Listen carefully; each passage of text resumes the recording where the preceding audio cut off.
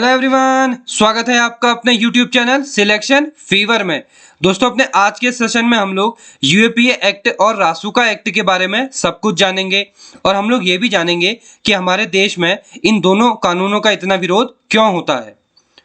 तो दोस्तों, बने रहिए आप लोग मेरे साथ इस सेशन के अंत तक। तो चलते हम लोग अपने आज के सेशन की तरफ।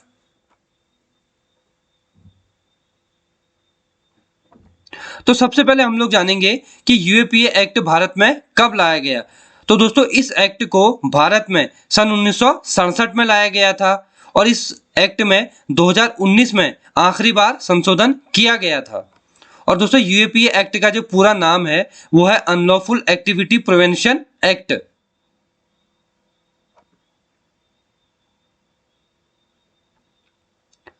अब हम लोग जानेंगे कि यूएपीए एक्ट है क्या। तो दोस्तों, इस कानून के तहत सरकार किसी पर भी या किसी ऐसे संस्थानों को आतंकवादी घोषित कर सकती है जो देश के खिलाफ कुछ भी काम करते हों।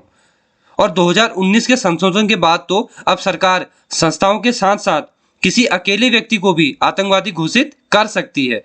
तो दोस्तों, अब सरकार के पास यह अधिकार है कि अगर उसे किसी व्यक्ति पर जरा सा भी शक हो तो उस व्यक्ति को सरकार द्वारा आतंकवादी घोषित कर दिया जाएगा, और भले ही उस व्यक्ति का किसी आतंकी संगठन से कोई संबंध हो या ना हो।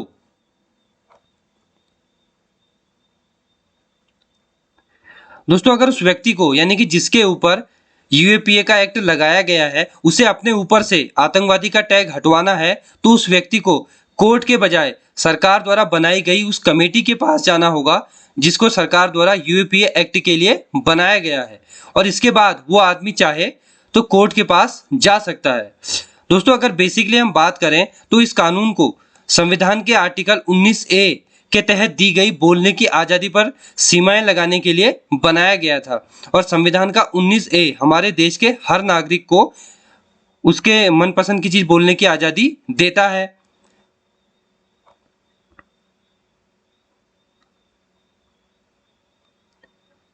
अब हम लोग जानेंगे कि इस कानून का दायरा क्या है। तो दोस्तों, इस यूएपीए कानून का दायरा बहुत बड़ा है। इस कारण ही इस कानून का उपयोग अपराधियों के अलावा आजकल एक्टिविस्ट और आंदोलनकारियों पर भी किया जा रहा है। और दोस्तों, इस कानून के तहत भारत की क्षेत्रीय अखंडता पर सवाल करना भी गैर कानूनी गतिविधियों में शामिल किया गया है। लेकिन आंदोलनकारी इस पर सवाल खड़ा कर रहे हैं कि खाली सवाल करना किस तरह गैर कानूनी हो सकता है, और इसमें कहा गया है कि भारत के खिलाफ असंतोष फैलाना भी गैर कानूनी है। लेकिन असंतोष की परिभाषा भी साफ साफ नहीं बताई गई है कि किस प्रकार का असंतोष हम भारत में नहीं फैला सकते हैं।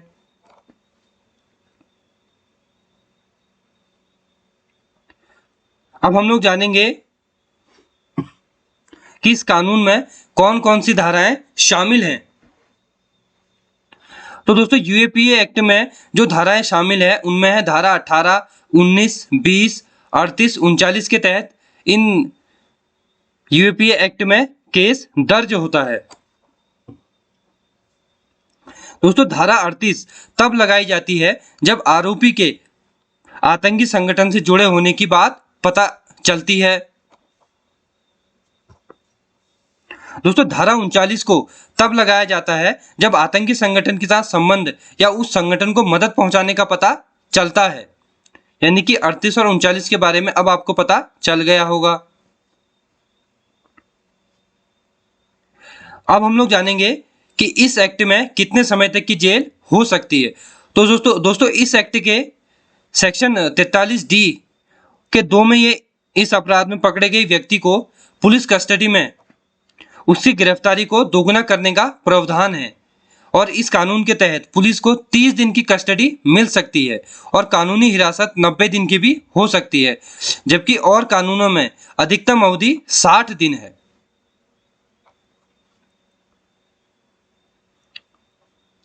अब हम लोग जानेंगे कि इस कानून से इतना डर क्यों है। तो दोस्तों, इस कानून को लेकर विपक्षी दल और एक्टिविस्ट हमेशा विरोध में रहे हैं। उनको ये डर लगता है कि सरकार इस कानून का उपयोग उनको चुप करने के लिए कर सकती है।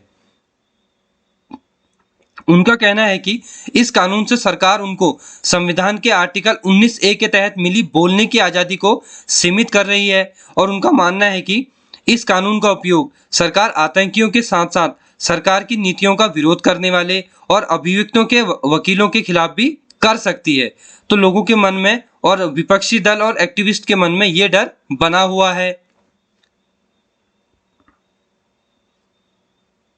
अब हम जानेंगे कि इस एक्ट को लगने के बाद आपको अग्रिम जमानत मिल सकती है या नहीं। तो दोस्तों, अगर किसी आदमी पर यूएपीए एक्ट के तहत केस दर्ज होता है तो उस आदमी को अग्रिम जमानत नहीं मिल सकती है, क्योंकि कानून की धारा 43D में के तहत इस आदमी को कोर्ट अग्रिम जमानत नहीं दे सकता है।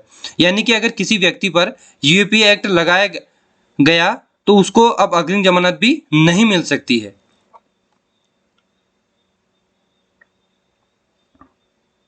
अब हम लोग जानेंगे कि इस एक्ट में कितनी सजा हो सकती है अगर आप पकड़े गए तो दोस्तों, यूएपीए एक्ट के तहत पकड़े गए आरोपी को 7 साल तक की सजा और सरकार द्वारा घोषित आतंकी संगठन के साथ संबंध होने पर पकड़े गए आदमी को आजीवन कारावास और यहां तक कि उसकी सारी प्रॉपर्टी भी जमा हो सकती है।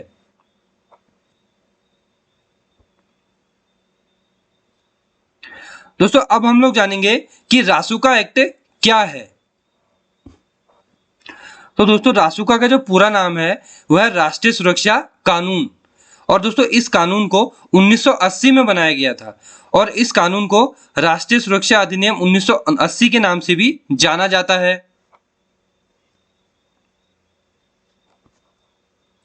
अब हम लोग जानेंगे कि वास्तविकता में रासुका कानून है क्या। तो दोस्तों, इस कानून के तहत देश की सुरक्षा के संबंध में प्रावधान किए गए हैं और जहां केंद्र और राज्य सरकार को पूर्ण शक्ति दी गई है यदि देश या राज्य में किसी आदमी या उसके समूह द्वारा कोई भी ऐसी हरकत की जाती है या कर सकने की संभावना है जो देश के लिए या यहाँ के लोगों के लिए खतरनाक हो सकती है, तो उस आदमी या उस समूह पर राष्ट्रीय सुरक्षा कानून एक्ट लगाया जा सकता है।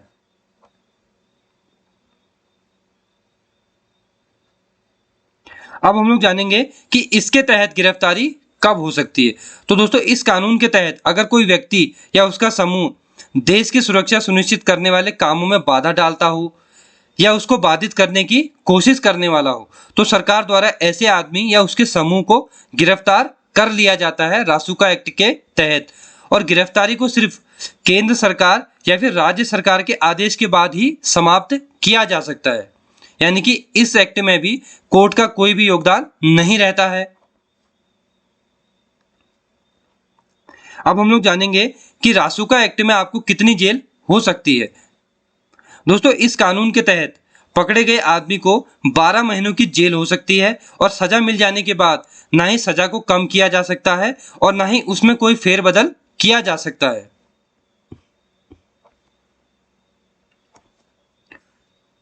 तो दोस्तों, एक वीडियो के जरिए मैंने आपको यूएपीए एक्ट और रासुका एक्ट के बारे में सब कुछ बताया है और आशा करता हूं आपको ये चीजें समझ भी आई होंगी।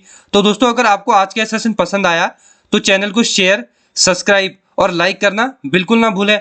तो दोस्तों, मिलता हूं आपसे कल ऐसे ही एक इंटरेस्टिंग और नॉलेजेबल वीडियो के साथ। तब तक के लिए आप सभी को जय हिंद।